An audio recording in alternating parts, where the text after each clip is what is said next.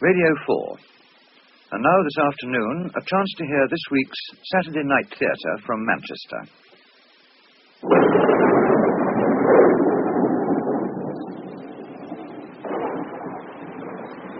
Taxi! Taxi!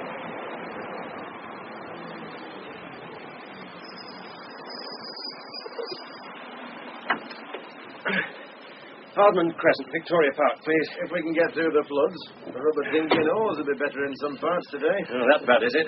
Even worse in the south, according to the evening news. Here, see for yourself. Thanks. What, it really, on account of that Manchester copper? You know, the police inspector. Oh, yeah? No wonder he was suspended, pending his trial. Working on a drugs case, he was. He'd just come back from Germany when he stopped in the street by one of his superiors. And surprise, surprise, in his briefcase they find 8,000 in German marks. You don't need to be a genius to find the right answer. We find the defendant, John Christopher Rourke, not guilty.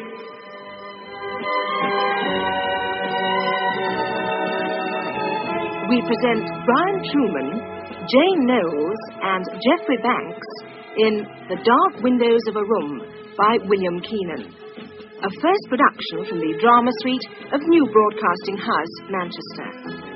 Among those making guest appearances for the occasion are Violet Carson, Nigel Davenport, Brian Forbes, Wilfred Pickles, Philip Jenkinson, and Billy Whitelaw.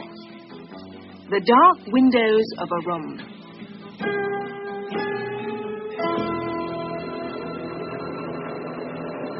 I said you don't have to be a genius to find the right answer, do you? No. No, but he claims the money was planted. A backhander? A bribe? That's what it was. It's the old story. The police stop a thief, find the boot of his car full of loot, and what does the thief say? What does the thief say? He says, I don't understand it. That isn't mine. I just don't know how it got there, officer. I think the inspector was telling the truth. Well, you're on your own there, mate. You hear a lot when you're driving a taxi, and I've been told that this inspector fellow... Rourke. That's him. His divisional officers didn't lose much time in suspending him from the force pending further inquiries. Johnny Rourke was a bit too clever by half. Clever? What do you mean, clever? Oh, one of these bright young uns straight from university. They walk a beat for a few nights, and then they promote him up to inspector. I say walk. But when did you last see a copper on a beat? All hiding round corners in cars. The other night in Piccadilly Gardens, a gang of 6 yobbos set on a bloke, put the boot in, not a copper in sight. A few of us on the rank went in with tire levers, or else the fellow would have been dead. Up comes a panda car when it's all over. Well, I'd agree with you about needing more men on the beat. Aye, but some real big, beefy lads. Brawn, not university brains. Here, I'll tell you something more about Inspector John Rourke. He studied history. Henry VIII. What do you think of that? Broadens the mind. So does driving a taxi, but that doesn't make me a policeman. Oh, but Elizabethan England was a police state, and the Tudors had one of the finest spy systems in the world. You seem a bit of an historian yourself. I studied the period for 14 years. You a teacher, then? No. Do you see that bloody fool come right across me? Oh, I might have known. Woman driver. Oh, I agree with the fact that women don't have many accidents. They just cause them. You know, you're belting along a straight road, then a woman suddenly appears from a side street. You swerve, miss her, and hit a bleeding lamppost. You can drop me at the next corner. Right. In the news early edition, it said the jury was out considering the verdict. What have they got to consider? Whether the money was planted or not. Well, that shouldn't take them long to decide. Well, they say we've got the finest justice in the world. That's what the lawyers say. Wasn't always without fear or favour, though. Well, this do you? Yeah, sure.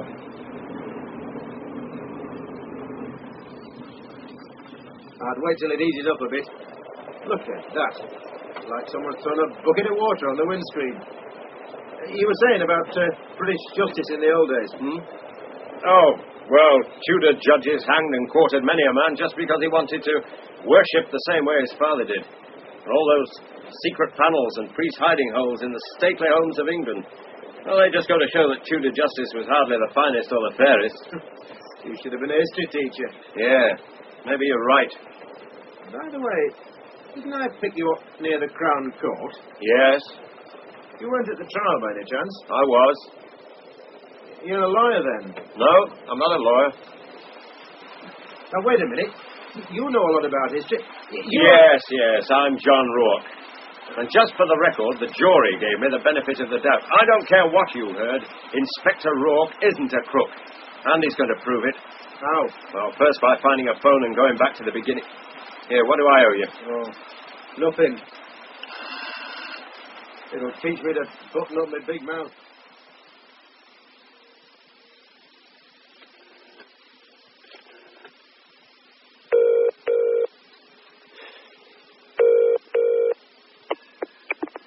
Central Police Station. Extension 350, please. One moment, sir. RS. Chief Inspector, this is John Rourke. Rourke. The jury found me not guilty. So we just heard. You seem disappointed. Why should I be disappointed? Oh, some people are, I understand, very disappointed. Just hope you're not one of them. If I had been, I would have slammed the phone down on you. That's true. Well, what can I do for you? Meet me in a quiet pub. You must be joking. Our faces are too well known. All right, then. What time would you be passing the Central Library on your way home? In about half an hour. Well, if you see a rather bedraggled individual standing in the rain, you might give him a lift.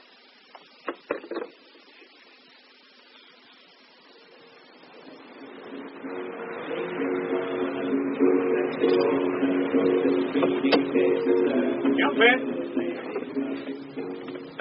Thanks. Hey, you look soaked to the skin. Sorry, I'm 10 minutes later than planned. It's good of you to stick your neck out, Frank.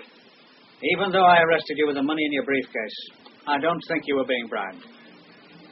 Well, now the court bit's over. You want to tell me how the money came to be there? Well, it was planted. In my years in the force, John, I've rarely met a more dedicated detective. You came straight from university, plunged into police work, and every spare minute you were studying police procedure, law books, or researching Tudor history. Yeah. Just before you were arrested, I was planning to send you on an ATW course. What? Attitudes to Work course. Now, in the modern world, everyone is so busy and immersed in what he's doing that he's hardly time to sit down and think. Many are too involved in their work and may have their priorities wrong. The course makes them think things out, whether they're giving enough time to their families, their hobbies. Everything has to be balanced. And you thought with me something was a little bit out of balance. I thought you could do with a girlfriend, a hobby, or both, yes. What I'm also trying to say is that somebody who was conscientious enough to be working too hard would scarcely take 8,000 marks to hush something up. Well, thanks for your confidence in me. What are your plans? Well, 4 months waiting for trial gave me time for a personal attitudes to work course. I obviously stumbled on something that somebody thought was worth that amount of gelt to keep the lid on. And it worked. Beautifully. I'm out of the force, off the case, and 4 months have passed placidly by. But you're going to try to pick up the scent. Smell would be a better word. The whole thing stinks. Yep. I'm going to clear my name if it takes me from now to eternity. Take care. Remember, you're not reinstated. Once suspended, it takes time. And there are a lot of villains who'd love to get their hands on you in a dark alley. Well, then I'll just have to take that risk. Look, why not emigrate to Australia and start a new life in the sun? Because I'm innocent. If I emigrate, everyone will assume I'm running away. With the final proof for some people that I was guilty. Got off scot-free. We only live once. I want to be able to walk around with my head up and my chin out. I want proof of innocence that's so conclusive, Frank, I can get back on the force. Well, it's up to you. You could try sounding a little more encouraging. You said yourself, we only live once. And I think a lifetime's too short for what you're trying to do. You mean there isn't much hope of ever getting back on the force? I mean just that. Now, what would you do if you were me? I'd go to Australia and teach history. Yeah, well, maybe I'll do that. After I've cleared my name. What the hell's up with him? The bus driver's way of telling you he'd like us to move up, I think. Good evening, sir. Welcome to the Club Crazy Horse. Oh, Mr. Rourke. Surprised to see me, Harry. Saw the verdict in the late editions. Well, then, what do you have, Mr. Rourke? Same I was having the last time I was here, the night they picked me up outside. Do you remember what I was drinking? Police asked me the same question. You were drinking red wine. It was a new bottle we were trying, a French claret. You liked it. How many did I have? 3 glasses, Mr. Rourke. Oh, pour me a glass of red wine then, Harry. 1 red wine, sir. God, you know, at lunchtime this is getting more popular than Scotch. One for yourself? Oh, thanks, Mr. Rourke. Hey. Cheers. Cheers. Well, I'll mind later if you don't mind, sir. Tell me, Harry, where did I put my briefcase when I came in that night? You stood at the bar and put it by your feet. On your left, I think. Correct. I went to the gents once. Left the briefcase, as you say. 4 months now I've been remembering who was at the bar. There was a slim blonde, about mid-20s. Big Irishman over the other side there. A fellow with a bowler and a rolled umbrella. Oh, yes, sir. That'd be Hilda, Paddy Dooley, and Mr. Charles Vickers, the accountant. Mr. Vickers comes in every night for a quick one and then goes for his train. Well, in fact, he leaves at exactly 7 minutes past 6 in order to get his 23 minutes past train. Well, I was picked up just before 6:30. I visited the gents just before leaving, so Mr. Vickers must already have left. Unless he was late that night. Oh, Mr. Vickers has never been late, Mr. Rourke. Not in all the time he's been coming here. That leaves Paddy Dooley and Hilda. Did either of them go near my briefcase? Not that I can remember, Mr. Rourke. Hilda was stood nearest to it. She was just on your left. In fact, I thought at first she might be trying to pick you up. Couldn't help wondering what her reaction would be if she found out you were a detective inspector. Where can I find Hilda? Don't know much about her. She's German, I know that much. And from bits of conversation I overheard, I gather she was a student here. Studying what, Harry? Club life in England? Good question, sir. She came in quite a bit. It seems strange that if she were studying over here. You said came in quite a bit. You mean she hasn't been in lately? That's the funny thing about it, Mr. Rourke. Don't recollect her coming in here since that night. And now at 10 to 6, here is the Northern News, read by Geoffrey Weaver. At Manchester Crown Court today, John Rook, an inspector with Manchester Police C Division, was found not guilty on a charge of bribery and corruption. Inspector Rook, who resides in Victoria Park, has stated on several occasions since his arrest that Mrs. Lee of number 37 Victoria Park does the best casserole of braised neck with carrots and onions known to her lodger. By far the best. Well, even without such compliments, it's grand to have you back, John. Even after all the publicity, Mrs. Lee? I make up my own mind about folk. Most people still seem to think I'm guilty. Well, they think what they choose to think. The Summers is never content unless they can think the worst. And I didn't need that jury to tell me you'd never do out that's wrong, John Rourke. Oh, I'm glad I heard it all the same. Now, are you ready for trifle, or a mite more of that casserole before you get down to trifle? Oh, Mrs. Lee, I couldn't eat another second helping. There's nothing gives a woman who fancies herself as a cook greater pleasure than seeing somebody with a good appetite wolf it down. Oh, did I wolf it down, then? Well, let me put it this way. You acted as though you were in need of a good meal. You seem to have lost a bit of weight. Well, prison remand food wasn't up to your standards, Mrs. Lee. Well, it'll put a bit of the weight back and keep out the cold. Oh, by the way, while you weren't here... You mean while I was inside? Well, I was trying to avoid that unpleasant word. Oh, I don't mind. Well, while you were waiting trial, that book you sent for came. Professor Scarsbrick's biography of Henry VIII. Yes, that's him. His face was on the cover. Oh, good. You see, it's been opened. Postman rang the bell. He seemed a bit embarrassed. Yeah, must have thought I was smuggling more marks in. Yes, well, they had a cheek to open it all, same. But I sent for another book, too. R.H. Benson, Come Rack, Come Rope. Yes, there is another parcel in your room, John. That was intact. Oh, thanks, Mrs. Lee. You're a treasure. Next time I get bribed, I'll cut you in for 50%. That'll do the day. You're as likely to take a bribe as to go and nick old ladies over the head to steal their handbags. I think I'll nominate you as the best, most trusting landlady in the world, Mrs. Lee. Hey. You know what I'm thinking? I think we ought to have a little celebration. Why not? Let's see what's on at the pictures. Well, we can do that later, but first we'll have a glass of wine. I got a bottle of hock for Christmas, and this is as good a time as any to open it. You'll find it in the sideboard there, together with the bottle opener. Okay.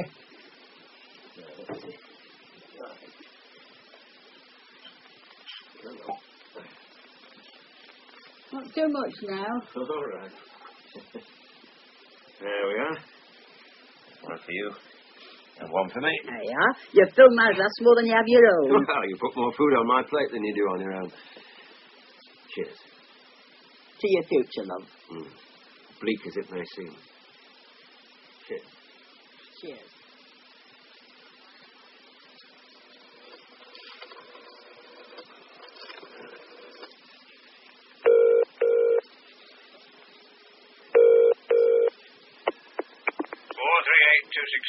Oh, sorry to ring you at home, Chief Inspector. Like hell you are.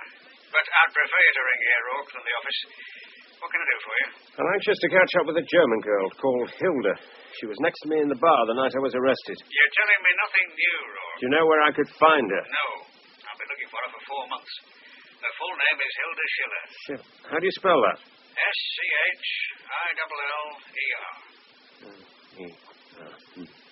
What have you got on her? Well, she's been here about 18 months, supposedly studying English literature at Manchester University. Why supposedly? Because for the last 9 months she hardly attended one lecture, but she frequented most of the night spots of the city. Any in particular? The one you've just visited, the Crazy Horse. And then there's Tramp's Delight and Mr. Pips. She painted the town red, sometimes in the company of an American.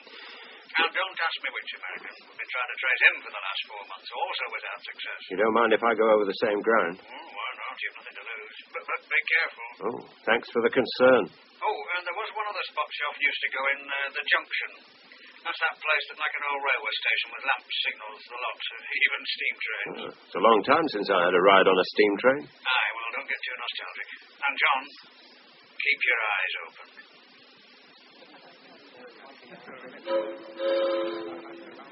Welcome to the Junction Club, sir. Have your companions? I'm on my own. Oh, very good, sir. Seem quiet tonight.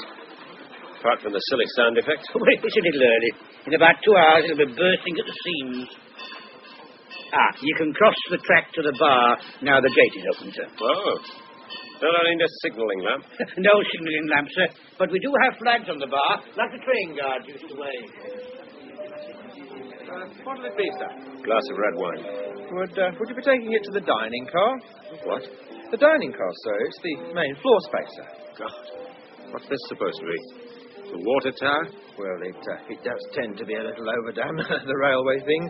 You know, the waiters have to serve the food as if they were swaying about on a moving train. Well, all the more reason to stay here. Swaying waiters might turn my stomach over. French or Spanish red wine, sir? What else is on the label? Nothing. It's all plonk from the barrel. Rough. I'd recommend the white. I'll take your recommendation, then. Are you, having one with me? Yeah, thank you. I'll make it a beer. One white plonk, not as rough. Cheers. I was, wondering who this place appeals to. Oh, younger set mostly. We also get some Americans from the base at Burwell. Ah. Do you ever have an American coming in with a German girl called Hilda? So that was her name, Hilda. Some kind of student she was supposed to be. Hilda Schiller? Yes. I think I do remember him calling her Hilda. Why did you say that was her name? I don't know. She hasn't been here for a long time. And she and her American boyfriend were regulars? Yes. How regular? Hey, are you a policeman or something? I'm looking for her, if that's what you mean.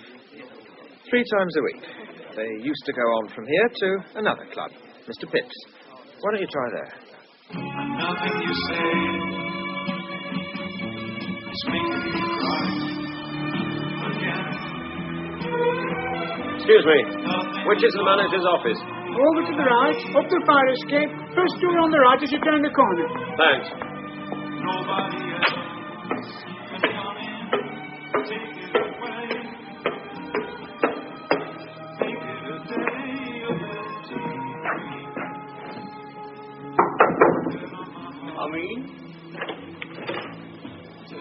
My name's John Rourke.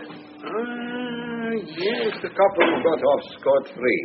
The jury found me not guilty. I'm sorry, I didn't intend to sound so blunt. That's okay.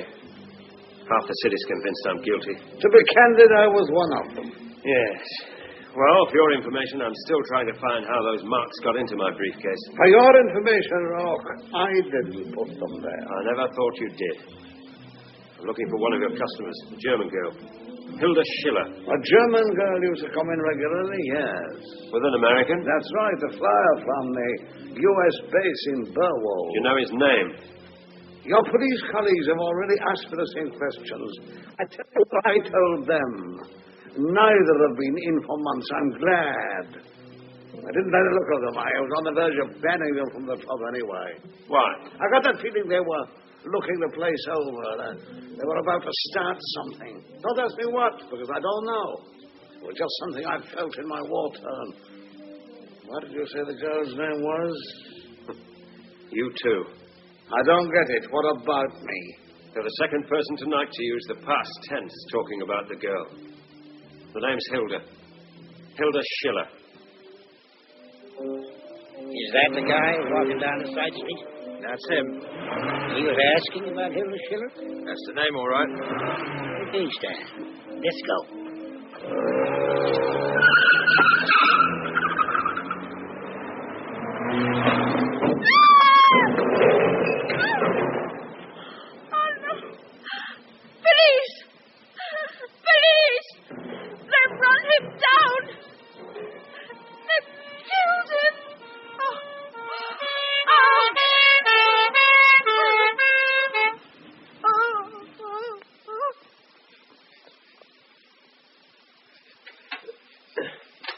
There now. You're patched up and you're cleaned up. What's the total damage? Oh, I'm afraid you'll have to ask the doctor, Mr. Rourke. But I can say you've been very fortunate. Oh, sure. Yeah, at this moment, with every bit of me coming apart from every other bit, it's difficult to imagine my good fortune, sister. There's someone to see you, so I'll give you a sedative afterwards. Good evening, John. How are you feeling? Oh, could be worse, so they say. The doctor's ordered that Mr. Rourke must be kept quiet, so it'd be best if he didn't stay too long. Very good, sister. Ward to myself, I see. Aye. And the uniformed policeman outside the door. What?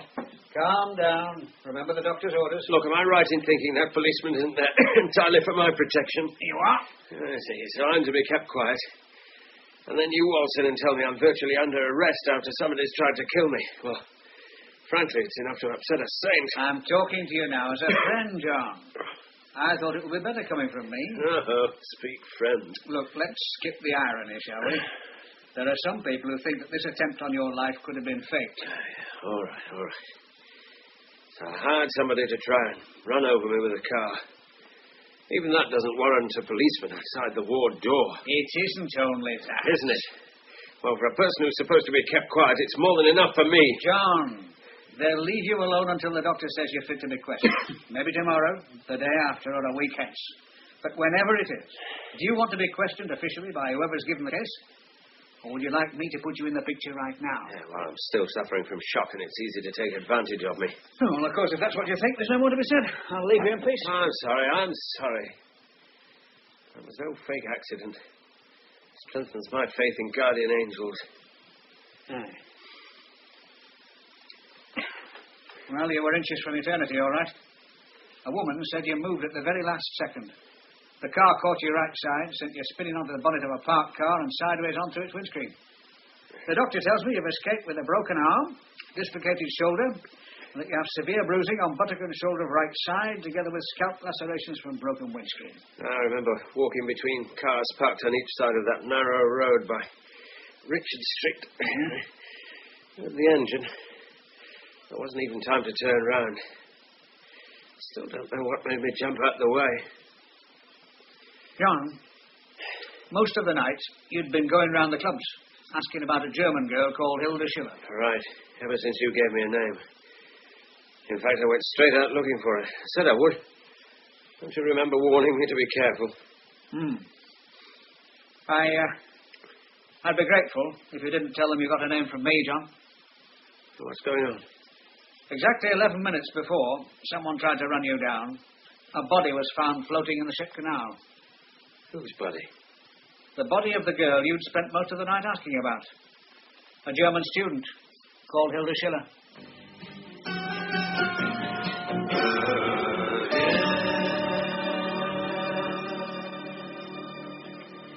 Good morning, Mr. Rourke. And you sleep well? Oh. I think you gave me enough to put 8 elephants to sleep, sister. Oh, you were very upset when your friend left. He said so himself. Oh, he said I was upset, did he? Yes, and suggested you needed extra sedation. I think a good nightcap was the word he used. Is he a very close friend? I don't have many close friends. He's a colleague. Oh, I see. I graduated and went straight into the police force. There's a lot to study. Every few months I seem to be learning a new job with different responsibilities. I see from your notes that you aren't married. But haven't you a girlfriend? No. Oh, a handsome fella like you. Now, why not? Oh, marriage doesn't appeal to me. Perhaps the right person hasn't come along. Perhaps I spent far too much time trying to be the perfect policeman. Look where that's landed me. What the hell am I going on about? I'm sorry for being so maudlin. Now, don't apologise. It's the effect of being in hospital. Patients often talk like that. They feel better afterwards. Like confession. As a wee girl in Ireland, I was taught the expression, confession is good for the soul. Now, let me have a look at those bruises before you get dressed. Get dressed? Well, your friend is here again. Colleague, not friend, sister. An ex-colleague at that. Morning, John. Yeah. I understand you're feeling a little better this morning. Oh, yeah? Who told you that? Well, the doctor thinks that if you wanted to, it would be all right to have a short journey by car. To the cells, you mean? No, John. Just a matter of routine identification. Why? You caught the driver of the car that hit me? No. Have you found the car? Not yet. Well, where does this routine identification fit in? We want you to identify the body of Hilda Schiller. Why, me? You saw her in the club just before your arrest. Oh, great. I'm still suffering physically from being hit by a car and still in a state of shock. You show me a dead body that's been in the water for some time, another setback. And then while I'm still disturbed, you start throwing questions, hoping I'll eventually make a statement that incriminates me. Oh, nothing of the kind. Oh, yeah, I've sure. seen the doctor, Chief Inspector Norris. I understand he told you that Mr. Rourke should not get out of bed today. Huh. In fact, in his opinion, Mr. Rourke should not move from this bed for the next 3 days. Well, he did agree that if Mr. Rourke wanted to get up... At your insistence, the doctor reluctantly said that if Mr. Rourke insisted on discharging himself, we, the hospital, can do nothing about it. And by getting out of bed and going with you, Mr. Rourke would be discharging himself. Did you tell Mr. Rourke just that, Chief Inspector? Not exactly. I merely asked if he would accompany us to help us with the matter of an identification, sister. Mr. Rourke, you don't need to go. You're not fit to go. Now, Chief Inspector, if you put any further pressure on my patient, I will make an official complaint to the Home Office. And there's no need to take such drastic steps, sister. I'll leave your patient in Now, peace. everyone hold their horses. Thanks, sister, for getting your Irish paddy up and putting Chief Inspector Norris in his place, but I'm quite prepared to go along with him. I want to show my willingness to cooperate. Make a note of how cooperative I'm being while the sister helps me to get dressed, Norris. Helps you indeed? I'll do no such thing. If you're going to discharge yourself, then you'll dress yourself as well. And what's so important that he can't wait a few more days? A specially conducted tour of a mortuary. Is that the woman you saw in the bar just before your arrest? God. How long's she been in the water? Is that the woman? Well, from what's left of her, it looks like it. But you're not sure? How could anybody be? It looks like her, you said? Yes. All right, you can put it back. We're getting further identification, and we're sent for a dental record. Well, now I've cooperated with your request, Chief Inspector, I'm going to refuse to accompany you anywhere else. In other words, you can go to Blazes or arrest me. And if you do arrest me, when your case falls apart, and it will, I'll sue for false arrest. Good morning and goodbye. Now, wait a minute, John. I'm only doing my duty. Yes, that's what the axeman said to the Queen he was executing. I was also about to say that having brought you here, the least I can do is buy you a coffee and take you back to your flat. Beware Greeks bearing gifts. Don't you trust me? No. I had to convince myself you were innocent, John. And are you convinced? Oh, come on. Let's have that coffee. Yours is milk but no sugar. Yeah, that's it. Yeah, there's a quiet table over here. Well, I should give up sugar too. What they say, dairy produce is even worse. Butter and eggs, I read, were the killers. Look, I'm sure you didn't invite me for a coffee so you could discuss the merits of the English breakfast. No, I didn't. As a matter of fact, there were one or two things I wanted to discuss with you. And thanks for cooperating in identifying the late Miss Schiller. Yeah. You were right. I was trying shock tactics to see how you reacted. Quite sure you're satisfied? Yes, I'm satisfied. You ought to be. But one of the points I want to talk to you about is what happened in Hamburg. What do you mean? Well, I read your report, but was there anything you left out? Such as? You should know better than me, John. Well, I don't, and if you're trying to imply I deliberately covered something up, you're way out, Chief Inspector. I just want you to tell me all you remember about it, starting at the very beginning. Well, I went over to Hamburg to pick up a merchant Navy officer on a grievous bodily harm charge, Ben Hallett. Case comes up in the Crown Court in a few weeks' time. What happened? Nothing happened. It's just routine. I went and collected him from the Hamburg police. When we got back here, I told him about the allegations made against him by the victim. Was he surprised? Not surprised. Seemed relieved. As much as admitted it by saying it was nothing more than a barroom brawl. I told him the injuries to the man he'd attacked were more than a barroom brawl. He said he had it coming to him. I remember the exact words because I tried to find out why he had it coming to him, but Hallett wasn't giving any more away. So I formally charged him. When we searched him, we found he was in possession of cannabis, so we added another charge. And 2 days later, you were found with the German marks in your briefcase. Could be just a coincidence. You think so? No. No, I don't. I think there is some connection, but I've racked my brains to find it. But what happened the following day, the one before you were arrested? Nothing. It was my day off. What did you do on your day off? I read a book written by an Elizabethan, John Gerard. That was in the morning. And in the afternoon, I went to visit an Elizabethan manor house, Brambourne. I was doing a report on it for a preservation society. Brambourne Manor? Yeah. You seem surprised. Yeah. Isn't that near the American Air Base at Burwell? Well, it's about 5 miles away, but what's the connection? We think it was an American who hit you. The woman witness said it was a big American car, and one of the passengers seemed to be in uniform. We're checking all the cars at Burwell Base. I still don't see the tie-up between the airbase and the manor. Who owns the manor now? No one. Last owner was Ralph Fitzhugh. He was hanged outside his own front door for having a mass said in the house. How long ago was that? All of 360 years ago. No one's lived at Brambourne since 1939. The place has gradually crumbled. No, I'm wrong. The War Department took the place over together with the airbase. Yeah, that's right. They let the Americans have it. I think they used it as an officer's mess for a while. They did plan to repair and restore it.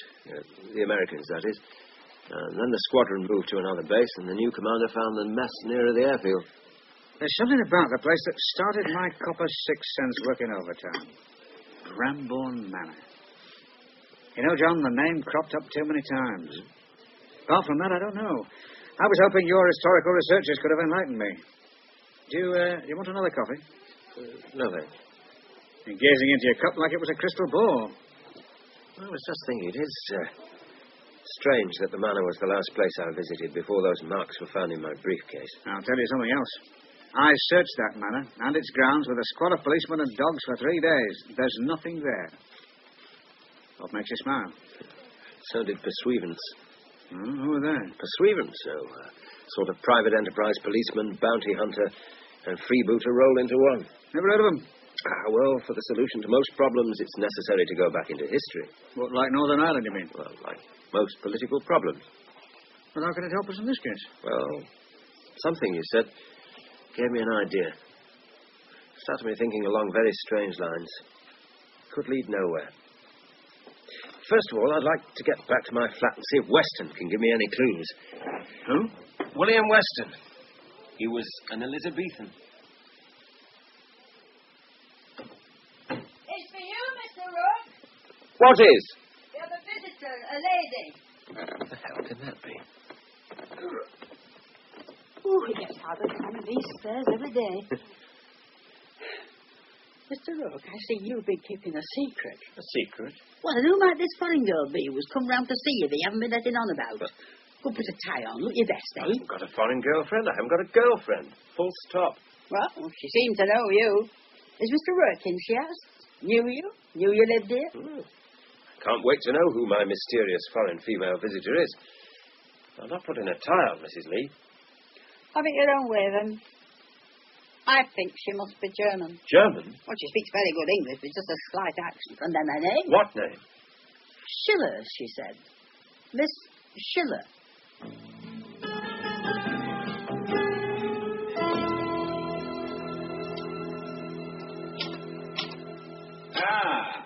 Constable Harris. Yes, Chief Inspector. You're quite literate, aren't you? How do you mean? You spend a great deal of your time sitting on your backside doing crosswords, don't you? I do the occasional crossword. Then it must take you a hell of a long time to complete it. That occasional crossword for all occasions. Well, it's not as bad as that, Chief Inspector. Yes, well, this is what I want you to find out. Learn all you can about poor Swevants. Then find out if any of them had any connection with the American Air Base and Burwald. Eh? You heard. Just pretend you're doing your crossword. But I don't tell me you don't know what a poor Swevant is. Well, I would say its root is pro, forth, and sequi follow. Onwards follow, or something like that. Wait a minute, I just remembered there's an inferior officer of the College of Heralds. He's a poor Swevant. I don't think it's that one. Well, it could also be connected with the verb pursue. Aye, well, go and pursue the matter then. And don't come back until you can tell me all about it, Harris. I'll start by talking to the head librarian at the Central Library. Before you go, you can let me have the list of items we found on the dead Schiller girl. Oh, very good, sir. It's right here on my desk. Where on your desk? It was under my paper. I'd folded it in half to do the crossword. Miss Schiller, did you say? That is correct, Mr. Rourke. You have the advantage of me, Miss Schiller. I don't remember having met you before. I understand you knew my sister. My sister Hilda, who was recently found murdered. You have been asking about her. Now, just you come and sit down, love. Push a chair near the fireplace, Mr. Roach. She looks like a drowned rat. I've been walking around since late last night. You take your coat off and I'll hang it up by the kitchen radiator. And I'll bring you towels to dry your hair. Oh, thank you. You flew into Manchester? Yes. The German police broke the news to us in the early hours of the morning. I dressed and took the first plane here. I just cannot believe it. A good hot cup of tea. That's what you need.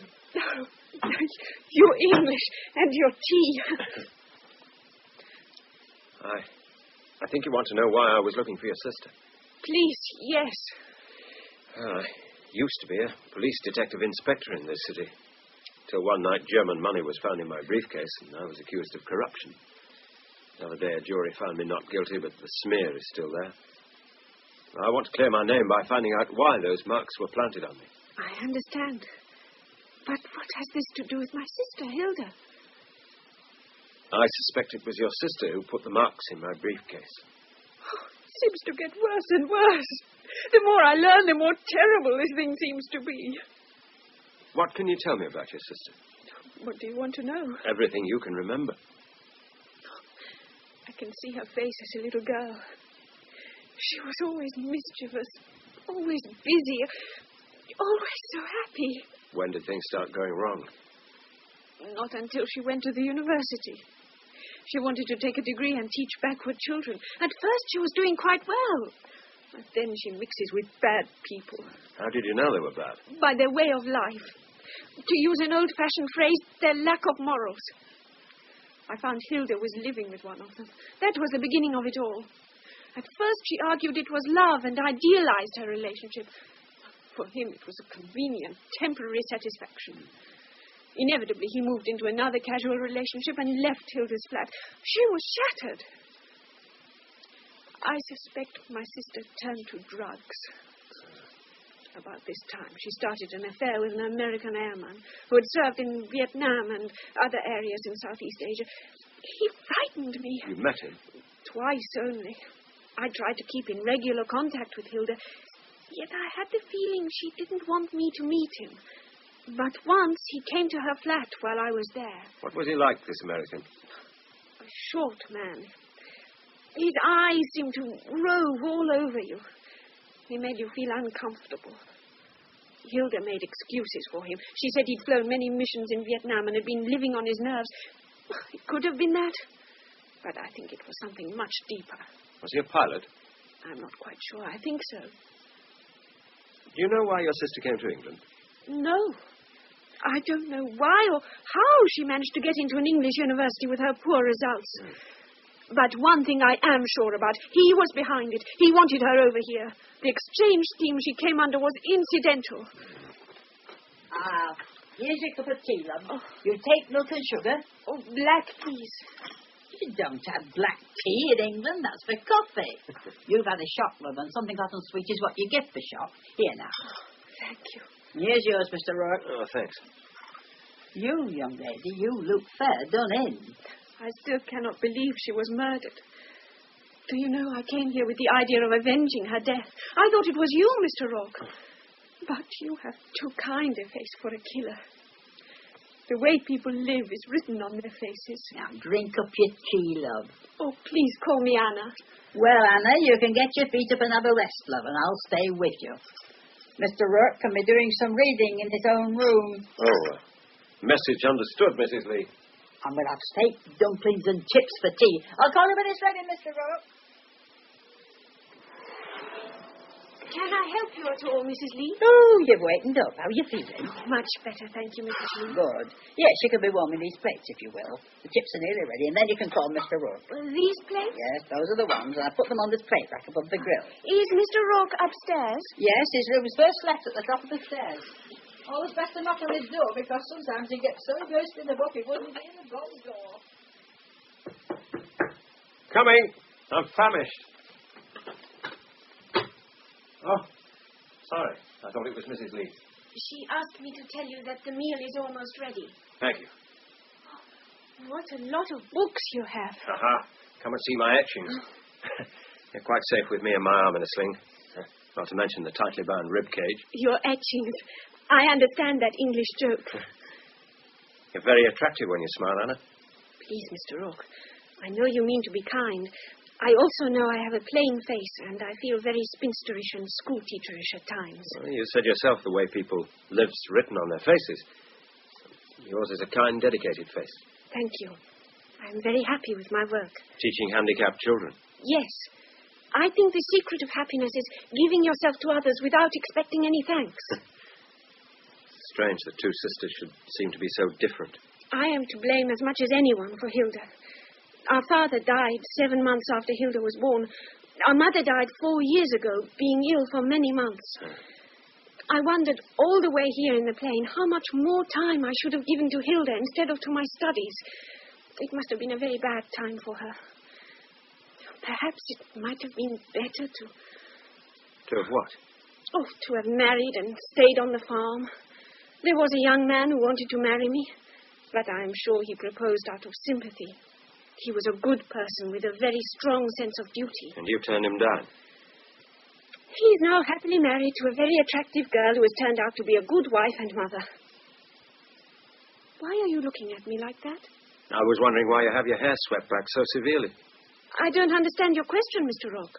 It is obviously so much neater and tidier this way. Oh, of course. I tell you all this about me, but you say nothing. Oh, well... Like you, I've been busy studying, and like you, I had someone in my hometown I might have married. But you didn't? No. Now, she's a good wife and mother, too. She married the local doctor. Policeman's lot is not a happy one. Thank you, Mr. Rourke, for your efforts to cheer me up and get me out of my sadness.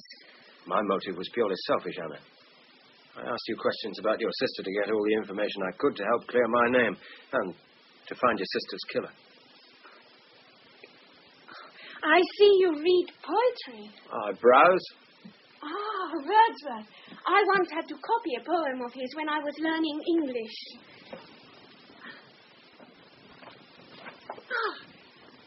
This is it. My heart leaps up when I behold a rainbow in the sky.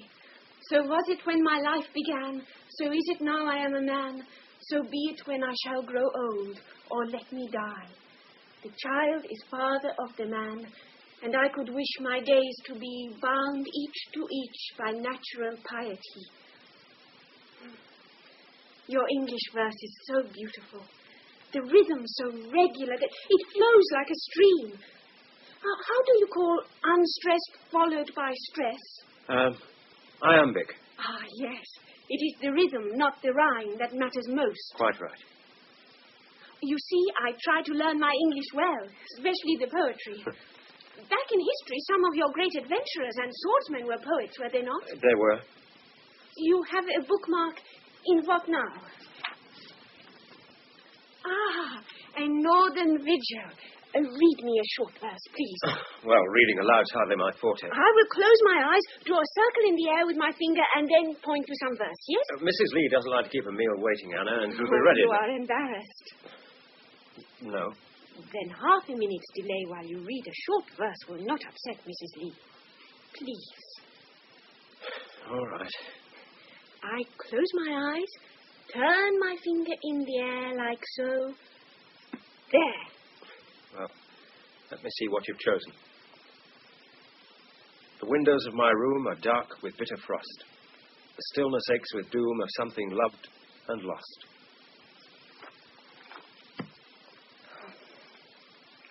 I was thinking of choosing something light and happy.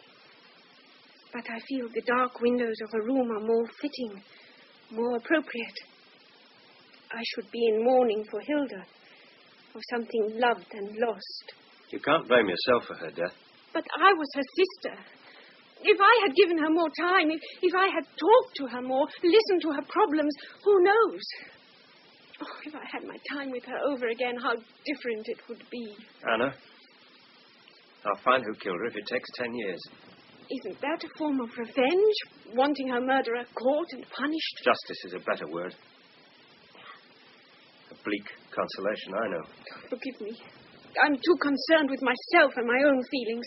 I think of Hilda, not of you, and how, because of all this, you lose your job, your good name. You're almost killed, and... I have a drawer full of men's large white handkerchiefs. Ideal for wiping away tears. Oh, thank you.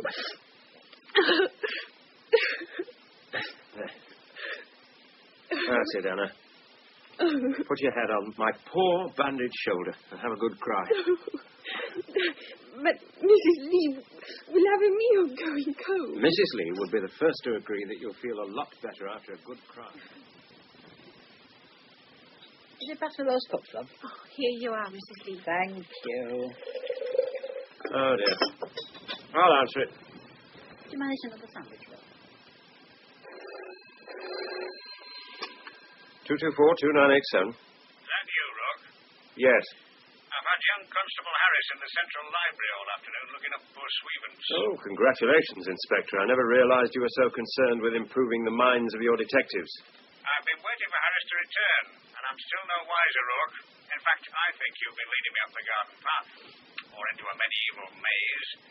I also think you know more than you've been telling me, so I'll get your coat and hat on. I'm sending Harris round to collect you. Then you can explain to me just where Sweevens fit in. You'd better get yourself a warrant. I'll do just that if you like. Because I won't be coming in voluntarily. As you wish, Rook. Look, you know you can't arrest me. All right. A jury finds you're not guilty of taking a backhander in Marks, but then the girl connected with it dies. And now... What now? After visiting me the other night, you went to the junction. I said I did. You had a nice long chat with the barman. I asked him about Hilda Schiller, and he told me they got quite a few Americans from the base at Burwold, and that she sometimes came in with one of them. What else did he say? He recommended the white wine. Did you threaten him? Threaten him? Why should I? That's what we'd like to know, Rook. You see, after you'd had your glass of wine and bought him a beer, you did buy him a beer, didn't you? Your information is correct. I did buy him a beer, and I did have a glass of wine, white as recommended. And afterwards you left? Yes. He did too. He followed you out. He's never been seen since. Harris is on his way to collect you, Rourke. Damn the lot of them. Anything the matter? I'm going out. Not in the car, John, and you with an arm in a sling. I know. I wonder if Anna can drive me. I have no English license and insurance, but I drive. Well, I'm insured for any driver, and what's driving without a license anyway at this stage of the game? I want to find your sister's American friend. This very minute, Mr. Rourke? Yes, there's someone coming I don't particularly want to see. My car may be difficult to start. It's been in the garage several months while I was... While Mr. Rourke was away on business. No, look, I can see to the pots. And I'll tell the gentleman what's coming that you just pop round the corner. In fact, I'll make him a cup of tea while he sits and waits for you to come back. That'd be most helpful. Come on then, Anna. I saw the sign, Burwold. We'll stop at the first pub and ask there. Keep to the left. I'll look out for it.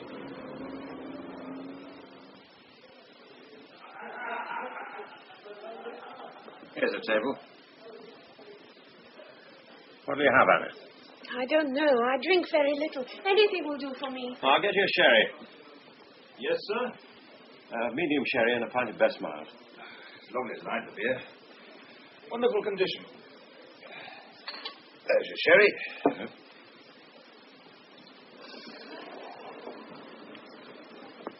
Still use the old pumps, I see. Oh, yes. Gives a better top to the pint. You seem to get plenty of Americans here from the base. Oh, they like the beer, too.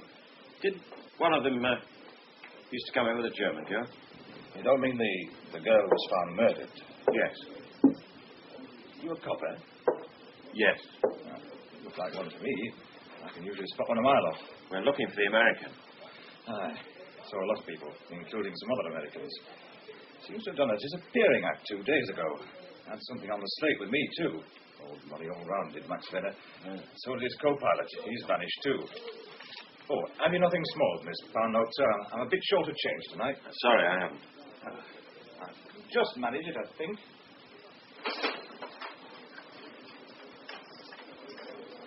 Thank you, sir. Oh, want a tray for that? Oh, thanks. I can manage.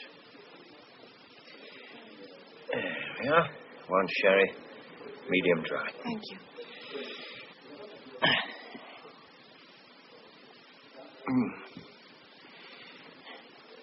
Something behind me seems to be fascinating you. It's the barman. I was watching him as he was serving you. He kept glancing to his left. Now he's gone over to speak to the two alert-looking men whose attention he was trying to catch. I think the two men are coming over to us. Good evening. Do you mind if we sit at this table with you? We're already sitting at this table. To what do we owe the pleasure? My name is Marshall Dean, and this is my partner, Dick Cohen. We hear you were asking for Maxie and his co-pilot, Stan. Can you tell us why? To use an English police phrase, I want them to help me in my inquiries. Likewise, we're Air Force Police. Look very well groomed for Air Force Police. I'd say more like a pair of FBI men. And I'd say you look like the English cop who was accused of corruption. Oh, for Air Force Police, you're very well informed. And this is Hilda Schiller's sister. I've had a tail on her ever since she got off the plane. My word, you have done your homework. If you do find anything of interest, call us, huh? Here's the number. It's manned day and night. We have a big organization behind us and taxpayers' money to spend. You didn't, by any chance, convert any of that taxpayers' money into German marks? Say, £8,000 worth? We like your English sense of humor, John. But don't try it on Maxie or Stan. In their off-duty moments, they've been involved in at least 6 killings. Well, if you'll excuse us, gentlemen, we must be on our way. Well, we'll be around. A comforting thought. Good night, Marshall. Good night, Dick. Good night to you, Anna, John.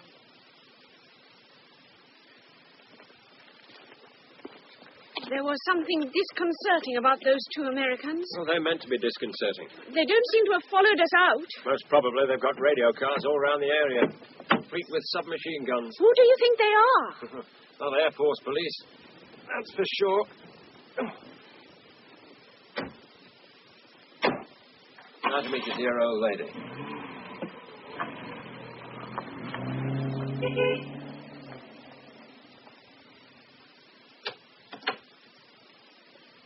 Oh, Mr. Rook. I'm flattered you remember me. Well, anyone as interested in old buildings as you, and I can never forget them. Let me introduce a friend of mine, Miss Anna Schiller. How do you do? Oh, now, please do come inside. Oh, what a lovely old-world room. Yes, I was born in this cottage, you know. I've got a ghost upstairs. Really? I've often woken to see strange lights above my bed, and then a figure 9. Sometimes I see a man's face. What I came to see you about, Mrs. Hughes, was the manor. Ah, yes. I read your article on its preservation. I thought it admirable. Oh, good. I wondered if you knew anything about its recent history. You know, since it was taken over by the Americans. Oh, during the war, you mean? Yes. Well, there used to be a most charming commander. Unfortunately, he was planning to put cocktail bars in it for the officers' mess. And then he and his squadron moved on, and the other commander decided against it. In some ways it was a good thing, and in other ways bad. How do you mean? Well, if the Americans had gone ahead with their cocktail bar, etc., they would also have restored the hall at the same time. You know how thorough these Americans are. And it would virtually have been as good as new. Most people were happy when the scheme was dropped. Most local people, that is. Now, one American who was very keen on completing the scheme was a most charming and cultured man. I think he was in their Air Force intelligence section. He, too, was an historian, professor at one of the Midwestern universities, as I recall it. Now, he wrote a pamphlet about the manor, which really should have been made into a book. You know how difficult things were during the war, and it was finally stenciled or something like that. There used to be a copy of it at the base, though. I understand it's been lost. Though I did hear there was another... You can't remember the name of this professor? Oh, yes, I can. Martindale. James Martindale. Martindale. I'll make a note. Well, if you've no objections, I think I'll take Miss Schiller up to the manor house. What, at this time of night? There's a moon. Well, if you can follow the overgrown path opposite my front door, that'll take you right to it. Nobody uses it at night, you know, not even courting couples. Thank you once again for your help, Mrs. Hughes. Always a pleasure to see you, Mr. Rourke. I do hope you'll find time to address our society one day. As soon as I've cleared up one or two things, I'd be delighted. Well, you know where I am. Call in any time. And a friend of Mr. Rourke's is always welcome here, Anna. Thank you. I am fascinated by your old English houses and ghost stories. Do you think you'll be all right going up to the manor in the dark? Is there a ghost there as well? Well, none that is recorded. But the last male member of the family was hanged outside the front door. Eerie, I think, is the English word. I am quite nervous. Oh, what was that, Mr. Rourke? Some animal. Mrs. Hughes was right. This path's quite overgrown. We should be coming into a clearing soon that wasn't a tilting green. Look, on this branch. Oh, yes. How beautiful the moonlight. Just look at the roof. It must be freezing. Hamlet could appear at one of those black staring windows and give a tortured soliloquy. Yeah, well, I want to take a look inside. Oh, dear. Frightened again? Scared to death, but enjoying every minute of it. Will you take the torch? Yes, please. Oh, there's something over there. I'll point the torch at it. There's something glistened in that undergrowth. Branches have been broken down as if a tractor's been through.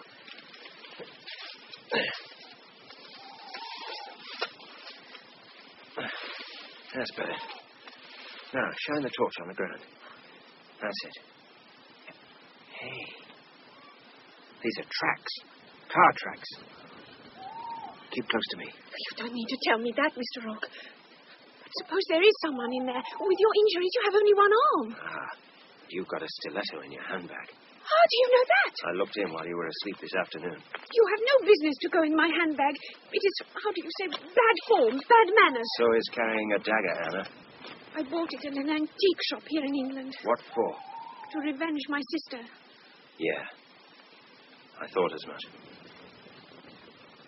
There is something ahead of us. I think you better let me have the torch and stay here. I'd rather face whatever it is with you than stay here on my own. All right. It's like someone's been making ready for a big fire. We call it a bonfire. They've certainly stacked a lot of large branches. Oh, with your injuries, you should not be doing this. Just keep the light still. I'm not lifting, I'm just dragging them to one side. We have an expression about not being able to see the wood for the trees. That's better. Through the gap you've made, there's the reflection again. Dark. Car bodywork. That's what's reflecting. I think I can squeeze through the gap I've made. Oh. Have you hurt yourself? It's just the ribs the car dented. This car, in fact. Pass me the torch. There's something in the front seat. Oh. Is he dead? He's dead, all right. Stay there. Half the back of his head's blown off. Do you know him? The barman at the junction. He went missing after I spoke to him the other night. Oh, I thought I saw something move. Well, it wouldn't be him. Behind the car. Okay, freeze. You have 60 seconds to come out with your arms above your head. 60, 59. Behind you, Mr. Rock! 57, 56. Oh, what have you done to him? Grab the woman. Okay, ladies, tough struggling. You two carry him out. You killed him. You killed him. Hey, she's got a dagger. Well, grab hold of her, one of you. Oh! Stop! After Cohen hit you, if she didn't try running him through with a dagger. Serves you right for playing gangsters in an English wood. Used an antique English stiletto for that special occasion. Well, fortunately, Cohen was wearing a thick coat. He'll be fine. Well, in that case, perhaps you'll carry on. I can't say I'm entirely convinced by your explanations. Well, we were staking out the wood. We found the car earlier today. You walked in. Now, it isn't easy to flush people out of a wood at night. So we used the tannoy to distract you and moved in. We hoped you'd still be listening to it, wondering how much time you had left. Yeah, I was. Where am I now? The Air Force Base. Oh, you're not going to tell me you're Air Force Police again. No, John. And not FBI. We're from the Federal Bureau of Narcotics. Another for you? No, thanks. Drugs is the name of the game. How did I get into it? Oh, we've been watching Max and his friends for 3 years. He'd been smuggling in heroin from Southeast Asia. We put a stop to that by getting him posted to Germany. Or we thought we did. Max's syndicate had other plans. They worked out another route across Europe with Turkish-grown poppies. It was processed in Marseille, moved to the German. Someone wanted to talk, so they landed you with 8,000 pounds in German marks, which put you out of circulation for a time. But a jury finds you not guilty, and you start asking questions. But they'd already prepared for that. Oh, sure, by killing Miss Schiller's sister. They reckoned, and rightly, that you'd work it out, that she'd dropped the money in your briefcase. So, with $2 million at stake, they decided not to take any chances. $2 million? Oh, it could be more. That's the minimum value we put in the package they've got into England, ready to ship or fly out to the States. We want to get our hands on that heroin, and to knock out the number one man in England. I think I might be able to find it. Huh? Say that again. I think I can help. But first, I need your organization. Name it. I need an open line and equipment to take wire pictures. Oh, we have them already. And then you need a professor of history called James Martindale, who was at a Midwestern university. Oh, well, how long ago? Can't say, but he was over here during the war. Well, then he could be dead or retired. Could be. But I know he wrote a pamphlet about the manor while he was over here.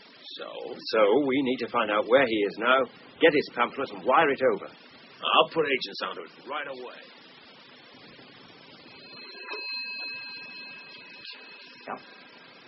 Fine. Sir, it's Agent Wright reporting from New York. Thank you. I'll take it. Is that you, Wright? Yeah, we traced Professor Martindale. He's living in San Francisco doing research on the early settlers. Agent Inkerman of our West Coast Bureau has made telephone contact with the professor, and he's on his way to meet him. Oh, good. He has a copy of the pamphlet he wrote on Bramble Manor while he was at Burwood Air Base. We should be wiring it to you inside the... Oh, thanks. Thanks a lot. Oh, we should have your information for you very shortly. Now, John, can you tell me what it's all about? It's about an Act of Parliament made in the 27th year of Queen Elizabeth I in the year 1585. It made it high treason for a priest ordained after the Queen's accession to be in England.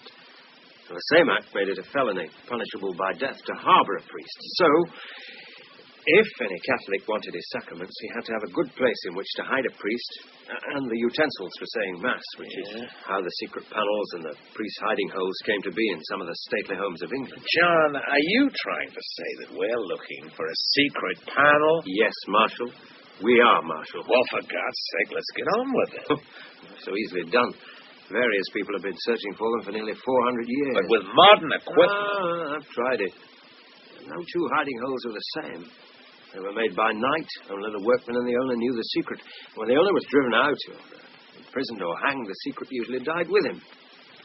Sometimes today they come to light when extensive alterations are being carried out, like I suspect the base commander was doing at Burwold Manor during the war. You see, I think that Professor Martindale realized the discovery and wrote about it. The pamphlet, or anyway, one of them, was kept in the base library. Max or someone read it, decided it would be the ideal place for the drugs, and destroyed the pamphlet so that no one else would see it. So we sit back and wait for the pamphlet to be transmitted.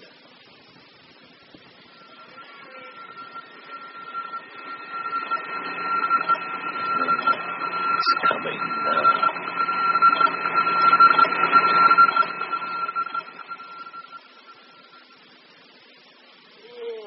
I never thought I'd be looking for secret hiding holes in the damp and cold of first light. Underneath the fireplace. Yes, that's what Martindale says here. Yeah, sure. The stone on the inside of the fireplace on the left-hand side can be pushed inward. It's not big enough to allow anyone through, but it releases a stone at the base that can be pulled forward. The hole made is just big enough for a man to get through. Okay, fellas, let's try it.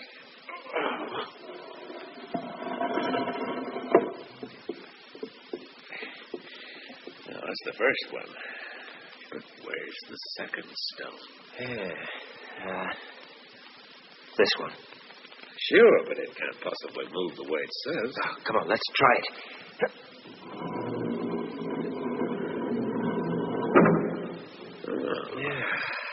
Ingenious. The other moves, too. The guy who designed this would have been $1 million architect in the States today. Hey, there is a hole. Finally, see what's down there. Okay. Here we go. These guys must have been there in the olden days. Hey, pass me a torch. It's quite dark inside. Thanks. How big? Big enough to hold a couple of men. Could they stand up in there? Easily. Is there room to sleep? Yeah, but there's nobody here.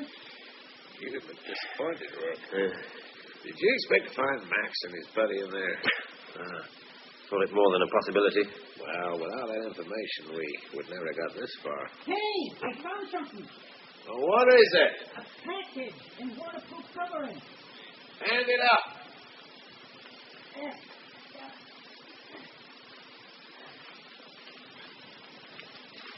Okay, I've got it. Now, let's take a look. Anyone got anything sharp? Your antique stiletto, Anna. I have it in my bag. May I borrow it, Miss Shelley? Certainly.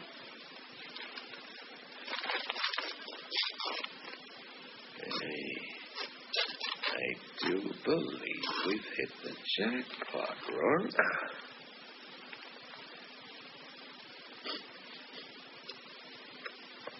Yeah.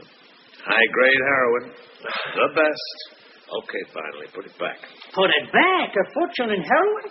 Well, suppose something happens to it. We found heroin before, only for it to vanish again. I want Max as well, but maybe I shouldn't be risking so much heroin, so we'll make up a package. But you've got to have a good bait for the really big fish. What big fish? The #1 guy in Britain who's causing us so many headaches. For $2 million, someone's going to try and get other stuff. Do you have any suspects? Yeah. Everyone Max has ever spoken to. I suspect the publican had talked to you and then tipped us off. He used to give Max credit. I suspect the lady president of the local historical society you saw last night. Max had tea and cakes with her last week. He was obviously after something. I suspect every man, woman, or child who ever passed the time of day with Max. These drug syndicates have a fantastic network of operators. The pay is great, but once you become redundant, they bury you. Like Hilda. Yeah, like Hilda. Like the barman. Like a few thousand more who are no longer useful and might be able to point a finger at someone else in the organization. A quick assassination and the leak is sealed. It hasn't even become a leak. Not very nice people. People I don't mind waiting about to catch, no matter how long it takes. So let's take it out.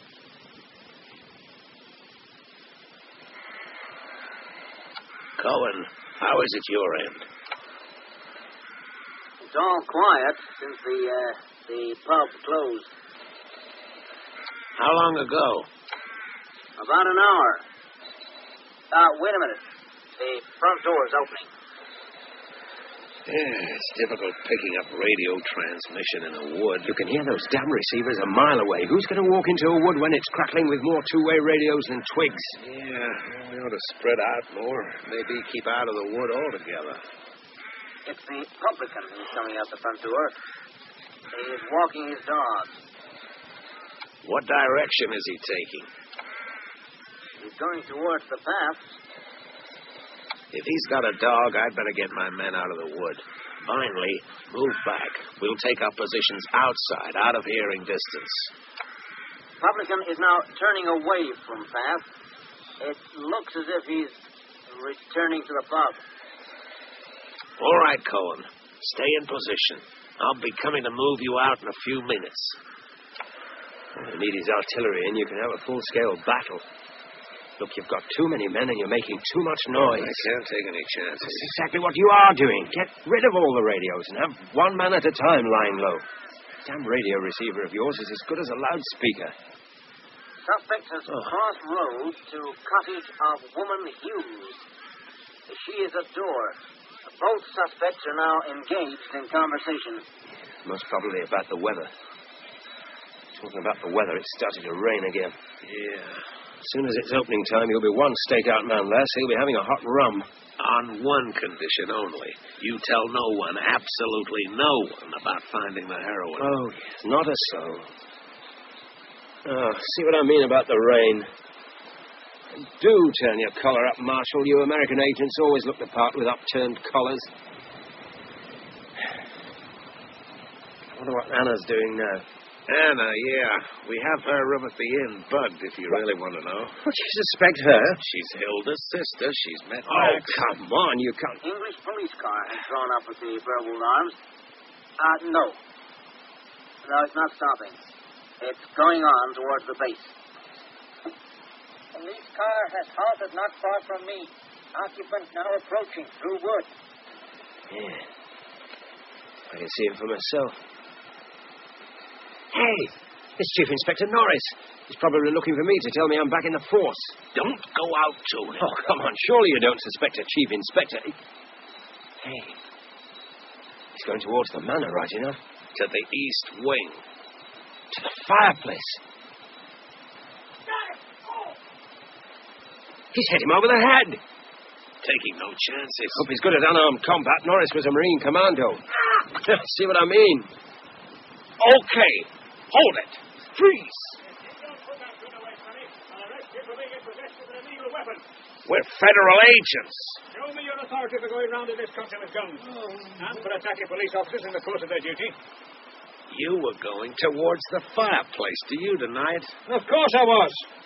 Call off these bloodthirsty Apaches. You haven't said why you were going towards the fireplace, Frank. Because I wanted to take a good look at it, that's why.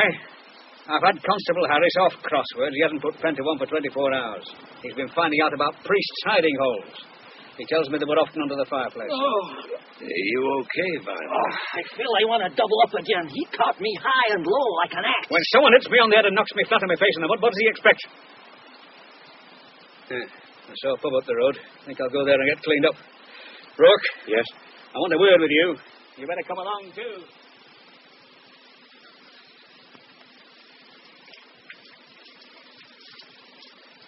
That's better. Very kind of you to let me use your room, Miss Shiller.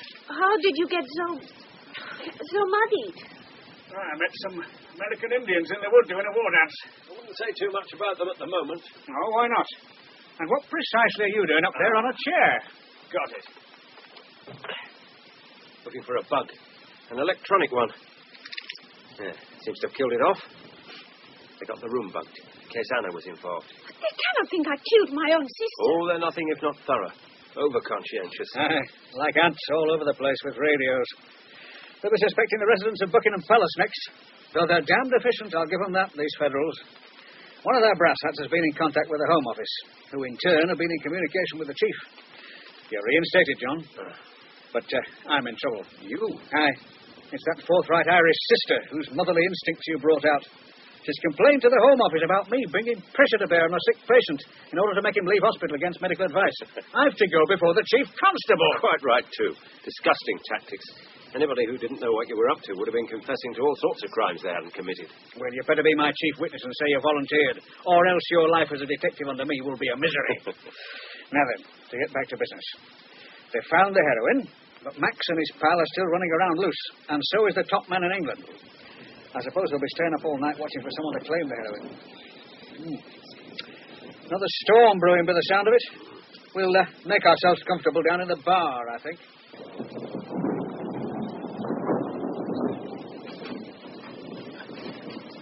There's 2 pints and a sherry. Nasty night out. Aye, it is. Good cozy enough in here. I'll bring them over. Thanks. Well, you're looking thoughtful, Rourke. Am I? What happened to you this afternoon? Oh, I went to the local library and then to a local resident for a pamphlet. Oh, what about? Secret panels? Yep. And what did you find? Nothing. Just had some kind of nagging suspicion at the back of my mind. The sherry's for the lady, is it? That's right. And a bitter for you. Yeah. Oh, and some nuts too, please. Look, I'll come back with you and I'll get them. I think the Chief Inspector wants to ask a few questions in private. Yes, it is the general impression. Cheers. Cheers. The Chief Inspector was right. You are, how do you say, the mind thinking of something else? Oh, far away. Distant. Distant, yes. I keep thinking about Gerard. Gerard? John Gerard. He's a priest who escaped from the Tower of London. Was he hid in a hiding hole for several days or even weeks? The man who built them was Nicholas Owen. Nicholas? Saint Nicholas? Named after him. Saint himself, no. He was Father Gerard's companion. What was it Gerard said about him? I made a note of it this afternoon. There it is. Gerard said of Nicholas, who was also known as Little John because of his small stature, he was the immediate occasion of saving the lives of many hundreds of persons. You made a lot of notes. Quite neat. I can read them nearly all. He, that is Nicholas, is it? Yes. Never made two same, so if one discovered, did not endanger others. Cecil had him tortured. Cecil? Robert Cecil, Queen's Minister. Cecil had him tortured. Died without revealing secrets of hiding holes. Poor man. Oh, no. He's happy to die a martyr.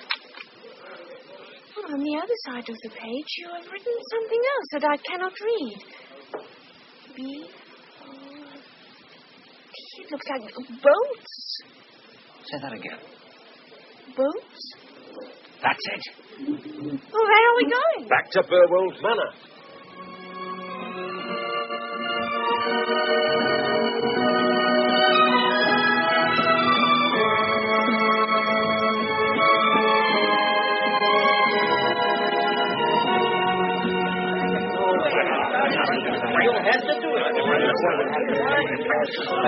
Okay. So all I said was I find your English police method sort of quaint. He kicked me when it hurt, that's what. He kicked me. Sure, Max. You just keep talking. Of course I kicked him. He had a gun. I hadn't. And he was about to use it on Rourke. Well, this beer's gone a bit flat in the meantime, but thanks for your help, Chief Inspector. Your help. Well, when I saw you bolt out of here, followed by Miss Schiller... Bolt. That was the missing word I wanted. I remembered another technique the Elizabethan builders used. They made the priest hole, as it's called, but not only that. When a priest hole was discovered, the searchers generally found it empty. And why? Because there was often another hiding place behind it, or even under it. Right. A bolt hole. So Max, Benner, and Stan here, they were inside that bolt hole all the time we were searching? Even when I was inside of that fireplace? Yep. They were holed up there, thinking all they had to do was to sit it out until you and your posse rode away. But the package, $2 million's worth. Now, why leave all that heroin behind? Well, Maxie, why? It took us by surprise, that's why. We was in the priest hole when we heard someone come. We put out our torch.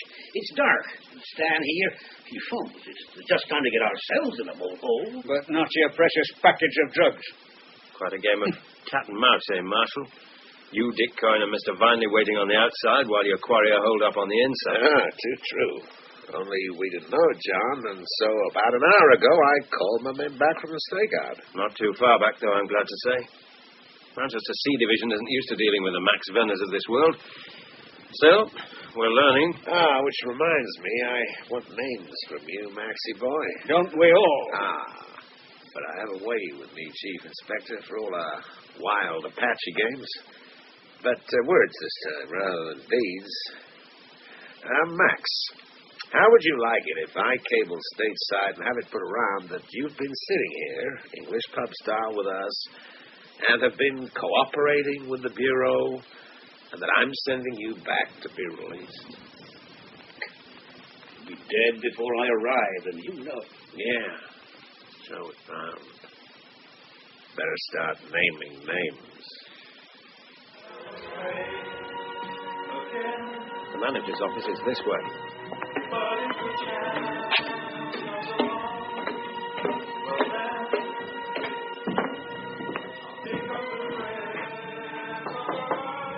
Come in. Just stay as you are, please, sir. He's going to his drawer! Oh, I'll take him. You all right, Chief Inspector? I got winged on the top of my right arm. Take him down to the patrol car and then drive me to hospital. Well, if it isn't my old friend, Chief Inspector of Police, who makes my patients leave hospital when they should be in bed. He's all right now. In fact, he brought me here. And because of you, I have to appear in front of the Chief Constable. Oh, so, my tough detective, you're ready to apologize. Who told you that? The doctor says you're first to have an anti-tetanus injection before he looks at your wound. Oh, hello, Mr. Rourke. How are you? A lot better, it seems. It's all cleared up, sister. And he'd have been just as happy to pin it on you. Oh, I don't think so. Well, now, will you turn over for your injection, Chief Inspector? Now, the sight of a needle has always made me feel a bit off, sister, so go easy. Oh, now, I always find the biggest and the toughest of them faint away at the sight of a little tiny needle. All over. Well, I hope they keep you in. I've got to give you a few more injections. Now, Mr. Rourke, would you like a nice cup of tea? Well, thanks all the same, sister, but I want to catch a girl before she boards a plane. Oh, I see. Just a moment, Rourke. First of all, will you now, kindly... Chief Inspector, we can't have shouting in this hospital, or you'll get another jab. So just compose yourself until the doctor comes, and forget about giving orders. Oh. And you, John Rourke, outside. I don't want you disturbing the patient. Off you go. Or she'll have blown away. Will Mr. Sean Peanuts, a passenger in London, please go to the information desk? And will Miss Anna Schiller, passenger from Dusseldorf, go to the information desk? My heart leaps up when I behold... John! You haven't finished the verse. A rainbow in the sky. And I could wish my days to be bound each to each by natural piety. The dark windows of my room seem much more cheerful when you're about. Mine, too. Have you got to take this plane? I have a seat booked, but... Mrs. Lee may have a meal waiting. In that case, I cannot let Mrs. Lee down. She doesn't like good food going cold. I'm due for some leave. I am fascinated by your stately homes. We could tour them together. You look shocked. Together? I'm afraid... That you wouldn't go touring with a fellow unless there'd been the blessings of nuptials and he'd taken you for better or worse until death do us part. Well, you know, having a touring honeymoon of England used to be the done thing. You're teasing me now. No. We have an English expression. What expression? And many a true word is spoken in jest. It's the only way to overcome that terrible English reserve that foreigners don't like. You can have a formal proposal if you like. What girl doesn't deep down want a formal proposal? But that must wait till later. Mrs. Lee's tea will be getting cold.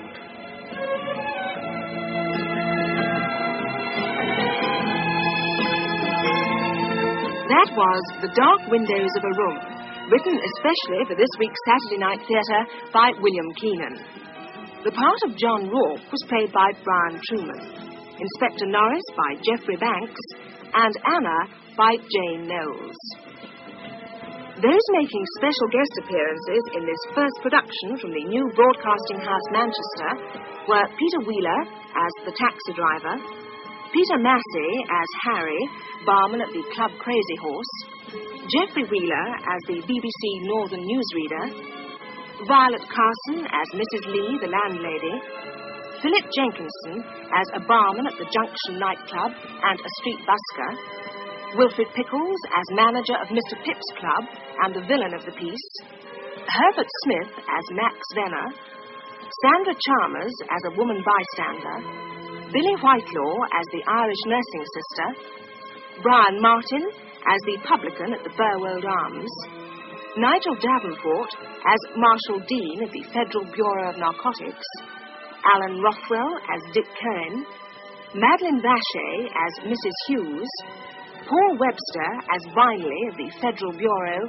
and Brian Forbes, who portrayed Agent Wright on the transatlantic telephone call. The theme music and the song were composed by Simon Park, with special stereo effects by David Fleming Williams. The Dark Windows of a Room was produced by Trevor Hill. And this is Judith Chalmers, on behalf of all of us in the play who started our careers here, wishing you goodbye from Manchester.